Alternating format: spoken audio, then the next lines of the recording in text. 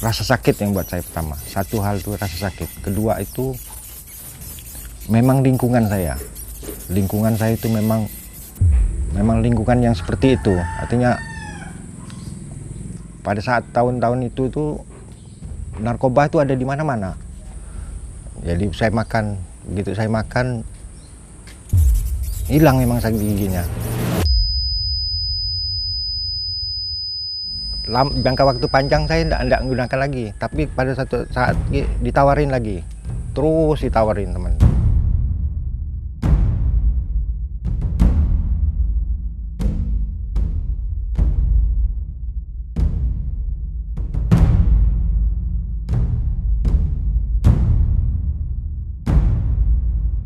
Akhirnya saya pun mulai kecanduan, kan sekian tahun saya pun kecanduan nih. Padahal pada waktu itu saya nih pegawai negeri kan, pegawai negeri dari tahun 95. Tahun 95 itu dalam jangka waktu yang panjang itu saya mulai ketergantungan.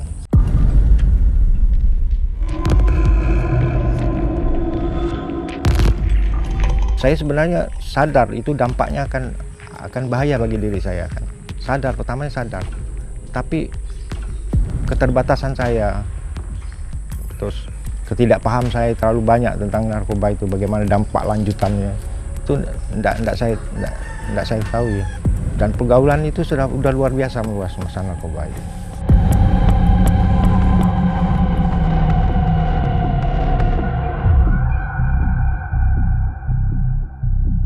Ada sampai 1 tahun itu saya kepingin berhenti karena saya tidak mampu untuk menyelesaikan itu, berhenti itu kan. Saya coba dengan apa bantuan dari keluarga juga, memberi motivasi kan. Saya coba dengan cara sendiri, saya pergi juga secara religi kan. Istri saya mengingatkan, istri saya itu sampai saya itu mengalami gangguan kejiwaan kan.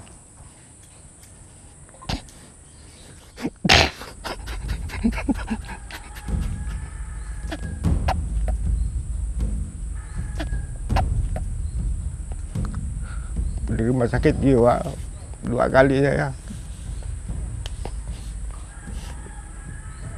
diantarkan sama istri saya ke rumah sakit jiwa kan. Dicoba belajar berobat, dibawa ke psikolog untuk supaya saya itu tidak tergantung. Tapi semua tidak akan berhasil karena mungkin pada waktu itu keinginan saya untuk berhenti memang belum sampai pada tingkat kesadaran seperti itu. Sampai saya kasihan istri saya, anak saya tiap hari dicari sama orang kan. Yang inilah semua kasus-kasus hukum. Akhirnya saya bilang sama istri saya, sama anak saya, udah supaya dampaknya tidak terlalu kepada keluarga, saya bilang kita pisah aja sementara ini kan, kita pisah kan.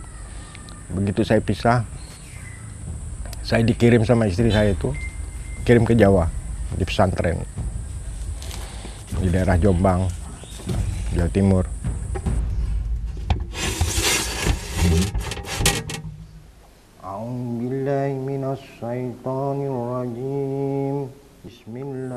Sembuh pada saat itu, 3 tahun. Ada 3 tahun saya di sana, sembuh. Saya tidak hafal huruf-huruf itu sampai sekarang saya tidak hafal huruf alif bata ya, yang lain tuh tidak hafal ya. Tapi kalau digandengkan huruf itu, kalau digandeng yang di satu ini, saya bisa baca. Tapi kalau dia pendek ini tidak bisa baca ya. Kalau yang pendek ini bisa. Yang panjang saya bisa baca. Saya jadi takmir ya, ngurus satu surau itu, musola itu kan, dekat pondok pesantren itu. Saya coba ngurus jadi takmirnya lah kan. Saya membersihkan, terus saya perdalam kan, sholat 5 waktu, ngaji apa semua saya jalani kan.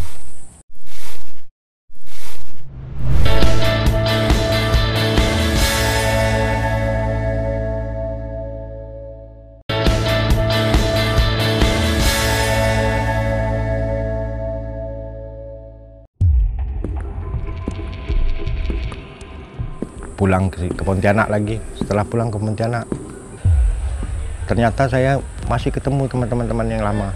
Teman-teman itu dalam kondisi yang semakin parah dari pertama kali saya tinggalkan. Setiap hari itu saya itu didatangi sama mereka. Udahlah gini, dirayu-rayu, dibujuk rayu. Ternyata memang orang yang kau udah pernah pakai narkoba ini sulit memang kalau dia untuk menghindari kau dengan bujukan-bujukan. Jadi komunitas itu seharusnya saya udah meninggalkan itu. Saya harus keluar dari komunitas itu. Saya tidak berteman lagi dengan teman-teman yang seperti itu. Tapi keadaan tidak memungkinkan saya untuk mengelak. Akhirnya saya pakai lagi.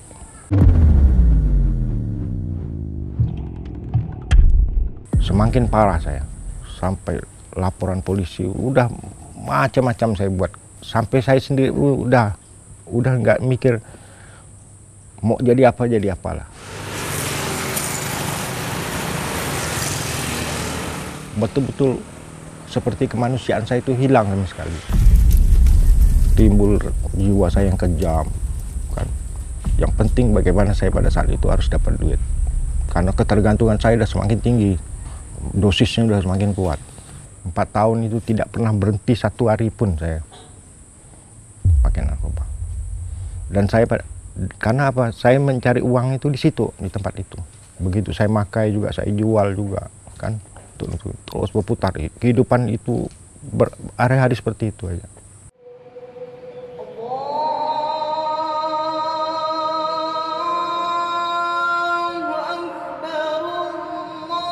Saya pada saat itu tengah berjalan, nggak tahu bagaimana saya jalan itu, saya singgah di masjid, kan. Singgah di masjid itu, saya dengar azan itu, saya berhenti. Tapi saya tidak sholat, saya berhenti, saya tunggu aja. Saya pun berpikir kembali, timbul itu ada renungan itu. Dan pikiran saya, mau kemana saya terakhir, mau kemana lagi, kan. Itu terus jalan pikiran, mau kemana saya ini, kan. Apa yang harus, kemana saya. Saya lihat orang sholat pulang dari mulai mereka sholat subuh itu sampai mereka selesai subuh itu, saya masih di depan masjid. Saya perhatikan. Tapi tidak juga membuat saya kesadaran saya betul-betul istilahnya pulih untuk kembali, enggak. Masih juga saya sebentar, saya pada saat itu saya sadar, begitu saya pun lupa lagi sadar itu.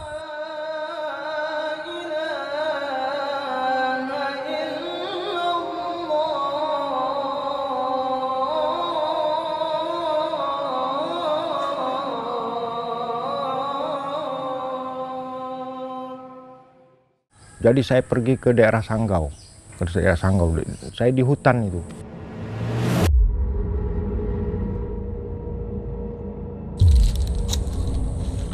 Di hutan, bukan lagi, tidak ada komunitas. Saya bikin macam pondok itu, pondok tempat tinggal dari kayu itu, agak tinggi.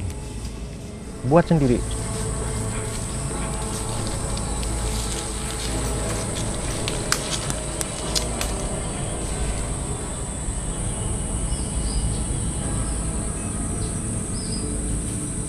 Pada saat itu saya pikir mungkin ini satu jalan saya untuk benar-benar berubah aja. Saya harus mengenal diri saya. Siapa saya ini? Mau kemana saya ini? Apa yang harus saya buat?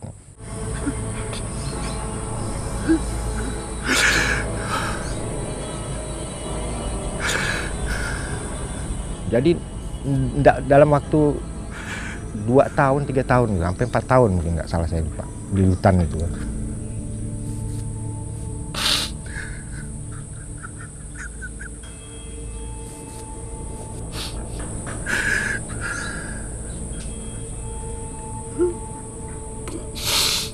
Saya keluar itu, saya merasa diri saya sembuh, kan. Pada saat itu, saya ketemu lagi teman-teman itu.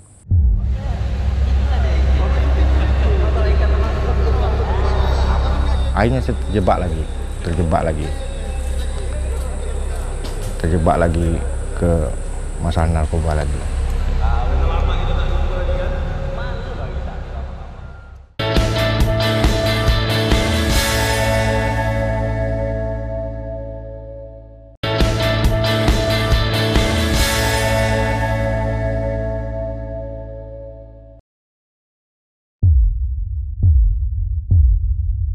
Karena pada saat itu pun saya pun kehabisan, udah habis lagi, harta tuh udah tidak sisa lagi kena narkoba. Mungkin saya pikir ini yang terakhir kali saya tuh, memang mungkin karena doa orang tua saya kali ya. Jadi saya ini tetap untuk menuju yang baik kan. Sampai pada satu saat saya itu tidur. Itu saya tidur itu mungkin ada 3 hari 3 malam lebih kali, karena mungkin sakau badan udah ndak kuat, udah kebanyakan make. Dalam tidur itu saya mimpi mati ya. Mimpi mati. Saya ketemu dengan satu orang tua itu, dia panggil saya Cuk, dia bilang, kamu mau tahu ndak rumah kamu? Kata dia. Mana ada rumah? Saya bilang, enggak. Kamu mau tahu ndak rumah kamu? Akhirnya saya bilang, mau, saya bilang kan. Saya diajak naik sampan, masuk di dalam goa. Di dalam goa ini ada sungai. Jadi goa ini simpang 4 nih. Satu air yang di sini ini airnya deras di sini, yang satu ini air lurus ke depan. Jangan berpaling, kata orang tua itu bilang. Saya pun tidak panik, saya terus kayuh terus sampan itu sampai laut nyebrang ini macam mau begitu air di sini, ini air di sini kan. Jadi melewati air yang di bawah lebih deras dari air ini. Begitu loncat sampailah pada satu tempat. Saya tidak pakai baju, saya perasaan pada saat itu. Dia tunjukkan saya, mana rumah saya bilang. Tunggu sebentar ya, tengok. Sekali tidak lama saya lihat ditunjukkan dari rumah. Ini rumah kamu. Saya pun termenung lihat. Cantik benar rumah saya. Itu rumah itu seperti tingkat tangganya itu tinggi sekali tangganya. Saya lihat lampu itu seperti bulan tuh bergantung-gantung lampu itu. Saya bilang saya mati kali ini. Terus itu saya dikasih amalan itu, suruh baca kulhu. Kamu jadikan kulhu itu amalanmu, kamu jadikan kulhu itu hidupmu, kamu jadikan diri kamu itu kulhu. Kamu pokok kulhu lah. Sampai pada suatu saat dia bilang, kalau kau mau ingin ketemu aku, kau baca kulhu, kau meditasi diri kau jadikan dirimu kulhu, baru kau bisa ketemu aku. Dalam pikiran saya pada saat itu, mati kali aku nih, udah mati. Sampailah saya itu terbangun dari tidur.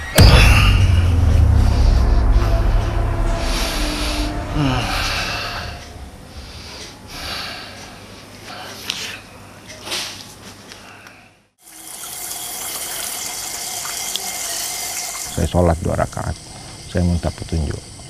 Allah, saya bilang, kalau memang saya ini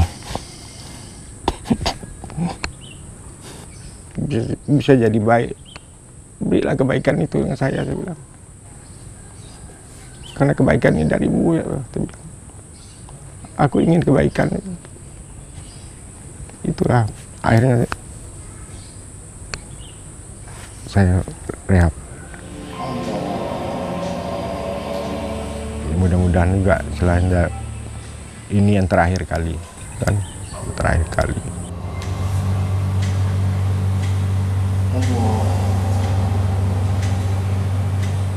Mungkin ini saya harus tobat. Saya harus kembali lagi. Saya harus benar-benar istilahnya menjadikan diri saya ini saya sebenarnya gimana. Apa sebenarnya ini? Saya terus termenung kan. Sampai saya terus baca Al-Quran terus. Sampai saya pernah ngamalkan itu, baca itu setiap habis sholat di fardu nih 1 juz. Jadi 1 hari itu 5 juz.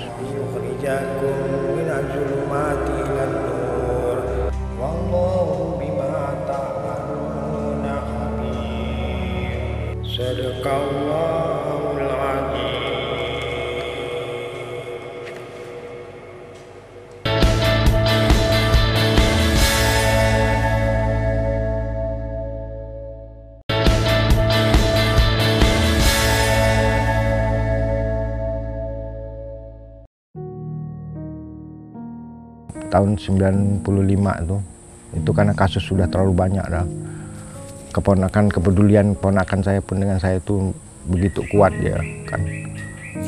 Sampai dia akhirnya saya direhab. Pada saat itu juga saya ngeliat respon Pak D masih diam sih. Diam terus. Jadi kita waktu itu sekeluarga patungan untuk nyumbang Pak D supaya rehab.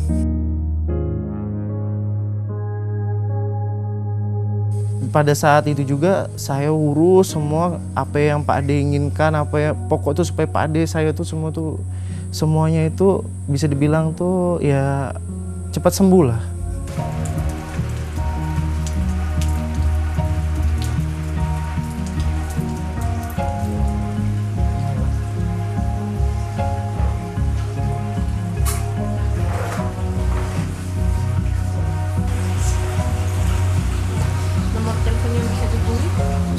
Terus di tempat rehab itu menjalani proses rehab itu 8 bulan. Terus saya coba untuk melakukan vokasional, macam-macam kegiatan di dalam. Saya betul kan belajar nukang kan, belajar masak, semua saya buat kan. Pak Yuda itu umur lebih dari 50 tahun. Itu kami anggap memang cara pakaian tidak mengenal umur, tidak mengenal jabatan, tidak mengenal siapa dia. Kalau mau pecandu. Nah, rasa pesimis itu memang sempat terpercik karena faktor usia. Sementara yang kita rehab mayoritas itu umur 15 sampai 30. Ini udah 50 tahun ke atas. Namun dengan edukasi kita, pemakaiannya sudah sangat parah, motivasi dari keluarga juga sangat mendukung. Alhamdulillah progresnya mengikuti program itu sangat baik.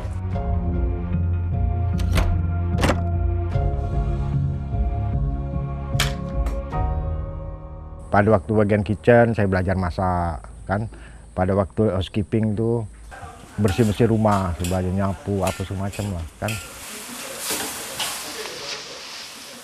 Kembali pada bagaimana kita berproses itu dari itu. Pas bagian landscape nih nyapu ruangan, nyapu halaman, bersih halaman, buang sampah macam-macam. Itu memang di rehab itu mengembalikan kita kepada kehidupan sosial masyarakat. Jadi ternyata kita ini bermasyarakat. Jadi terus itu. Mungkin saya satu-satunya yang rehab yang nggak jatuh lagi. Habis selesai rehab betul-betul istilahnya 8 bulan saya selesai rehab, tapi saya ingin minta saya dengan ketua LBM. Saya bilang, Pak, saya enggak mau keluar dulu. Saya bilang, saya biar karena saya pengalaman saya yang lalu-lalu, begitu saya udah sembuh, terus ternyata di narkoba ini ada titik aman. Berikanlah kami kedamaian untuk dapat menerima hal-hal yang tidak dapat kami ubah. Keberanian untuk mengubah apa yang dapat kami ubah. Dia ada titik amannya. Titik aman pertama itu dia tuh 2 tahun. 2 tahun kita tidak bergaul dengan teman yang lama, tidak ada komunikasi. Tapi biarpun dia belajar dari sisi agama manapun, religi manapun, kalau dia masih tetap tidak menjalankan ini, kan pada titik aman ini tetap berteman, pada satu saat dia pasti tenggelam, jatuh lagi. Pribadi itu akan jadi pegangan saya nantinya. Jadi dengan tetap beribadah. Ini orang berikan kepercayaan sebagai orang yang dituakan. Aku harus gunakan kepercayaan ini kan untuk mengembalikan kepercayaan itu. Karena kepercayaan itu dalam diri saya sudah hilang sama sekali. Nggak ada kepercayaan. Jangankan orang lain mau percaya. Saya sendiri nggak pernah percaya dengan diri saya lagi. Udah benar-benar sudah hilang segala-galanya. Disitulah saya menemukan titik akhirnya di rehab, tempat rehab itu kan. Kepercayaan kan.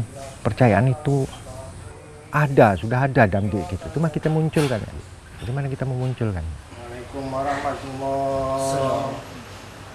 Assalamualaikum warahmatullahi wabarakatuh. Pak Yuda ini secara program bukan mengawasi, tapi kita tetap menjaga koordinasi. Karena kan ketika klien hari ini dia sudah dicas program, sudah kami keluarkan bahwa dia selesai rehab, secara program sebenarnya sudah tidak ada hubungan lagi dengan lembaga. Hitam di atas putih. Nah, tapi tanggung jawab moral lembaga kita dengan orang tua semacam itu masih berhubungan.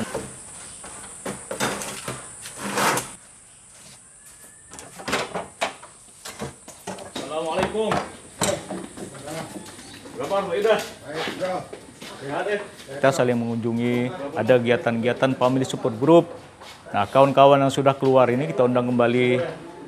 Nah, seperti kemarin kegiatan-kegiatan baru kita kumpulkan mereka kembali. Nah, kita open sharing, ada yang relapse semacam kita home visit, datangi ke rumahnya, datangi keluarganya dan sebagainya, seperti itu. Ada yang ekonominya sudah jatuh kembali, kita usulkan untuk kegiatan-kegiatan yang dilaksanakan oleh dinas sosial, misalnya kegiatan khusus dan pelatihan-pelatihan dan sebagainya. Bantuan dari keluarga, dari keluarga, untuk supaya mereka bisa bertahan di luar kan. Nah, untuk Pak Ido sendiri memang kita anggap sosok yang benar-benar sudah keluar lah dari jeratan narkoba ini.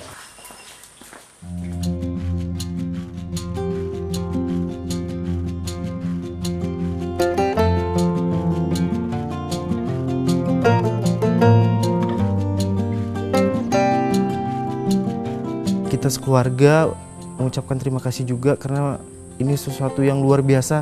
Puluhan tahun Pak Ade memakai barang itu.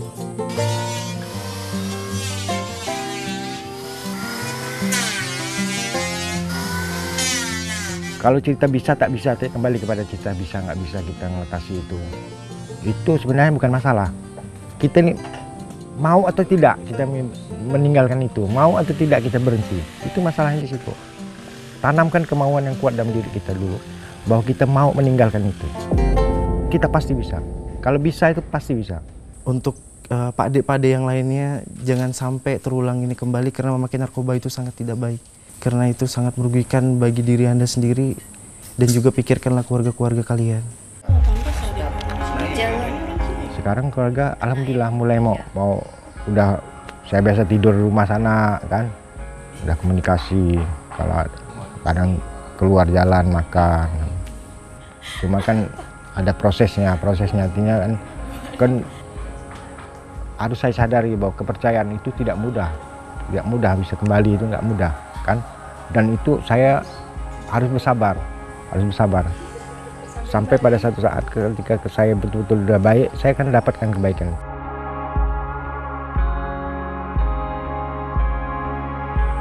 Dan pada saat sekarang saya yakin artinya saya sudah menemukan diri saya.